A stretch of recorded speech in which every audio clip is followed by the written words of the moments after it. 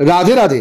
প্রথমে একটু ভয় পাচ্ছিলাম জানেন, যে এই রেসিপিটা বোধহয় বিরাট শক্ত, কিন্তু যাদের নামকরণে এই জিনিস তাদের নাম নিয়ে শুরুটা করেই ফেললাম। প্রথমে একটা ফ্রাইং প্যানে কিছুটা কলাইয়ের ডাল মানে ওই বিউলির ডাল, সাথে চামচখানেক মৌরি, হাফ চামচ কালো জিরে, একটা শুকনো লঙ্কা, এবার বেশ করে নাচিয়ে নাচিয়ে ভেজে নিয়ে মিক্সির বাড়িতে ঢেলে ঘুরিয়ে দিয়ে এরকম মানে ঠিক হালকা একটু দানা থাকবে।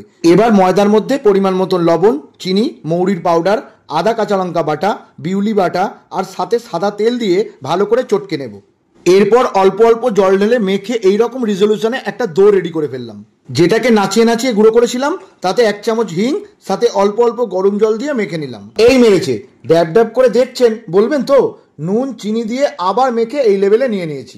ঠিক এরকম ময়দার নাড়ু পাকিয়ে মাঝখানটা হালকা গর্ত করে মশলা ঠেসে সিল করে দিলাম। এবার আলতো হাতে থেবড়ে বেলনা দিয়ে চেপড়ে দিতেই অ্যাকশনের জন্য প্রস্তুত। গরম তেলে ছাড়তে ছান্তা দিয়ে নাড়তেই ওরে বাবা, হরে কৃষ্ণ। কৃষ্ণ বলে আমার রাধা বদন তুলে চাও, আর রাধা বলে কেন মিছে আমারে জ্বালাও। তাই অতি সহজেই তৈরি হয়ে গেল রাধারানীর নামের সাথে যুক্ত শ্রীকৃষ্ণের আরেক নাম বল্লভ সমষ্টিতে রাধা বল্লভী। বলি একবার বাড়িতে ট্রাই করে দেখতে পারেন, নামি দামি শেপের দেওয়া রেসিপির থেকে কোনো অংশে কিন্তু কম যাবে না।